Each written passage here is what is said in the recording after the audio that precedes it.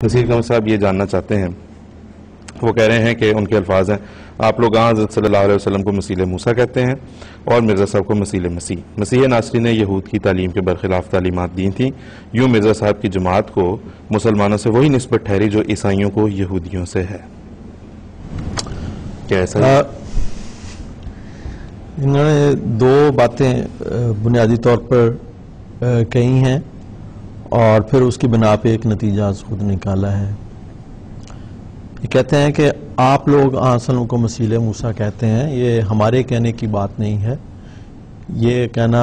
اس سوال سے یہ تاثر ملتا ہے کہ گویا ہم نے اپنے پاس سے کوئی اختراع کر لی ہے کہ حضرت صلی اللہ علیہ وسلم کو مسیح موسیٰ قرار دے رہے ہیں۔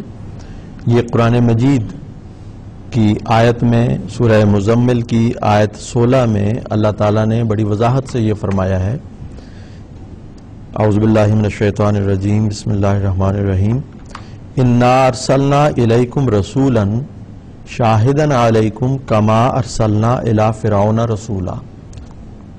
اللہ تعالیٰ نے حضرت صلی اللہ علیہ وسلم کے بارے میں یہ فرمایا ہے کہ ہم نے تمہاری طرف اسی طرح رسول بھیجا ہے جس طرح ہم نے فرعون کی طرف رسول بھیجا تھا۔ اس آیت کی بنا پر تمام علماء مفسرین اس بات پر اتفاق کرتے ہیں کہ حضرت صلی اللہ علیہ وسلم کو موسیٰ علیہ السلام سے ایک تمثیل دی گئی ہے، مماثلت دی گئی ہے، اور یہ مماثلت دراصل اس میں اشارہ ہے اور یہود کو بھی یہ گویا بتایا گیا ہے کہ حضرت موسیٰ علیہ السلام کو جس طرح شریعت دی گئی تھی اور انہیں بتایا گیا تھا کہ ہم تیری مانند تیرے بھائیوں میں سے ایک نبی کو برپا کریں گے، اسی طرح حضرت صلی اللہ علیہ وسلم مبعوث ہوئے ہیں اور آپ کو وہ شریعت دی گئی ہے جس طرح حضرت موسیٰ علیہ السلام کو ایک شریعت دی گئی تھی۔ یا میں ضمناً یہ بھی عرض کرنا چاہتا ہوں کہ جب مماثلت کی بات کرتے ہیں تو یہ مطلب نہیں ہوتا کہ اس کی تمام جزئیات میں، تفصیلات میں، ہر ایک چیز میں اسی طرح مماثلت ہے۔ حضرت صلی اللہ علیہ وسلم اگرچہ مسیح موسیٰ ہیں لیکن موسیٰ علیہ السلام سے بہت بڑھ کر، حضرت موسیٰ علیہ السلام تو ایک محدود علاقے، محدود قوم کے لیے ایک محدود شریعت لے کے آئے تھے، ایک محدود تعلیم لے کے آئے تھے، لیکن حضرت صلی اللہ علیہ وسلم مسیح موسیٰ ہونے کے باوجود اللہ تعالیٰ نے آپ کو ایک ایسی شریعت عطا فرمائی جو کامل ہے، مکمل ہے، لا ریب ہے اور قیامت تک کے لیے ہے اور تمام بنی نوع انسان کے لیے ہے، اور حضرت موسیٰ علیہ السلام کی شریعت سے بہت بڑھ کر ہے۔ تو اس میں جو مسیح موسیٰ کہنے کی بات ہے حضرت صلی اللہ علیہ وسلم کو، وہ ہمارے کہنے کی بات نہیں، اللہ تعالیٰ نے خود قرآن کریم میں حضرت صلی اللہ علیہ وسلم کو مسیح موسیٰ قرار دیا ہے، اس آیت کے حوالے سے جس کا میں نے ابھی ذکر کیا۔ اور اس مماثلت کے ضمن میں ایک اور بات بھی ذہن میں شاید میں بیان کر دوں تو بعضوں کو فائدہ ہو اس سے، کہ ایک اور جگہ پہ بھی قرآن کریم نے اسی مماثلت کے لیے کما کا لفظ بیان فرمایا ہے، اور وہ سورہ نور کی آیت 56 ہے، جس میں اللہ تعالیٰ یہ فرماتا ہے کہ وعد اللہ الذین آمنوا منکم وعملوا الصالحات لَيَسْتَخْلِفَنَّهُمْ فِي الْأَرْضِ كَمَا اسْتَخْلَفَ الَّذِينَ مِن قَبْلِهِمْ۔ حضرت صلی اللہ علیہ وسلم پر ایمان لانے والے اور نیک اعمال بجانے آنے والے لوگوں سے اللہ تعالیٰ نے یہ وعدہ فرمایا ہے کہ انہیں بھی اسی طرح خلیفہ بنائے گا زمین میں جس طرح ان سے پہلے لوگوں میں بنایا۔ اب حضرت صلی اللہ علیہ وسلم مسیح موسیٰ ہیں تو آپ کی امت کی بھی ایک مماثلت ہے موسیٰ علیہ السلام سے، اور جس طرح موسیٰ علیہ السلام کے بعد 14ویں صدی کے سر پہ حضرت عیسیٰ علیہ السلام مبعوث ہوئے، اسی طرح سورہ نور کی آیت بتاتی ہے کہ حضرت صلی اللہ علیہ وسلم جو مسیح موسیٰ ہیں، آپ کی امت میں بھی ایک مسیح ابن مریم ظاہر ہوگا، اور نبی اکرم صلی اللہ علیہ وسلم نے اپنے ارشادات میں، احادیث نبویہ میں اس کی بڑی تفصیل سے اس کی علامات بیان فرمائیں کہ وہ ابن مریم آئے گا، یہ کرے گا، وہ کرے گا، کن حالات میں آئے گا،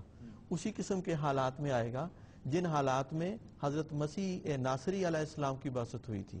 کیونکہ اس زمانے میں یہود جو تھے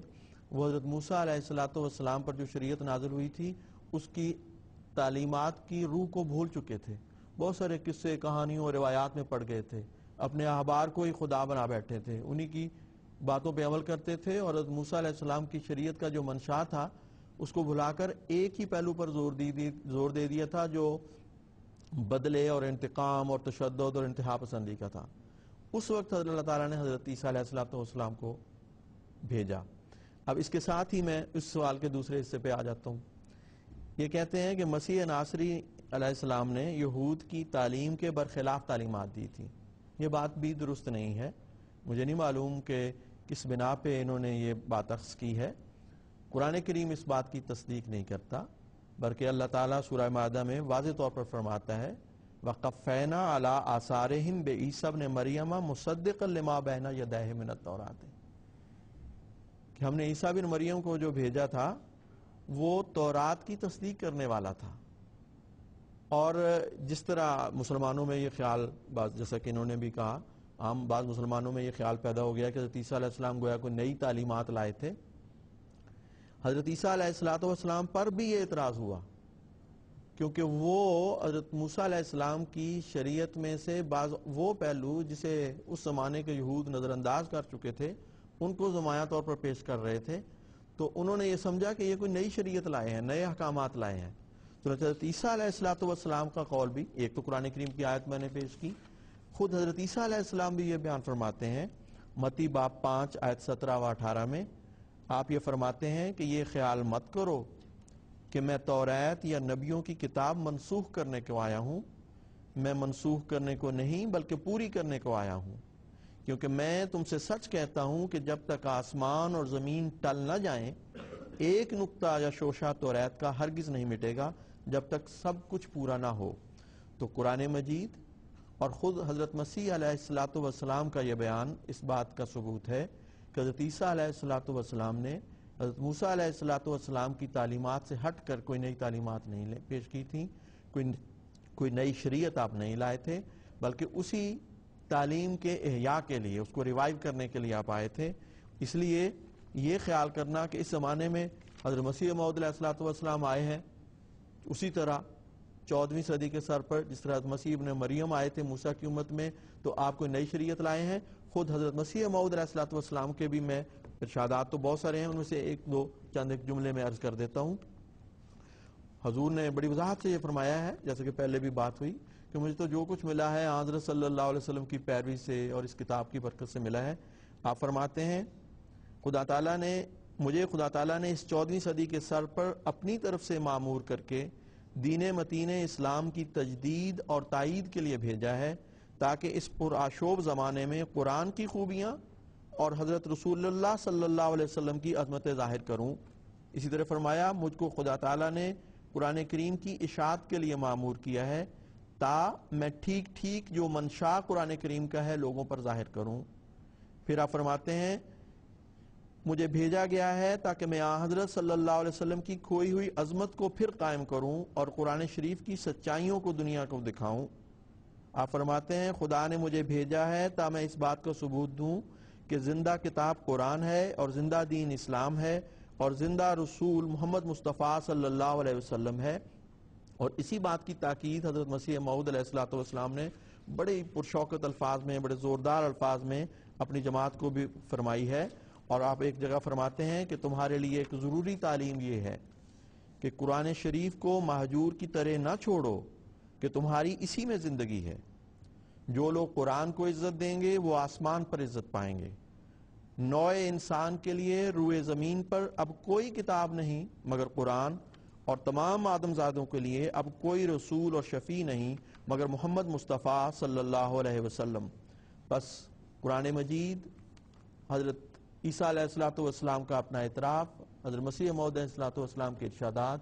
یہ سب بتاتے ہیں کہ جس طرح مسیح ناصری علیہ السلام کوئی نئی شریعت نہیں لے کے آئے تھے، اسی طرح حضرت مسیح موعود علیہ السلام بھی کوئی نئی شریعت لے کر نہیں آئے بلکہ قرآنی تعلیمات کو ہی دنیا میں پھیلانے کے لیے اور قرآن کے حسن کو دنیا پر ظاہر کرنے کے لیے ظاہر ہوئے ہیں.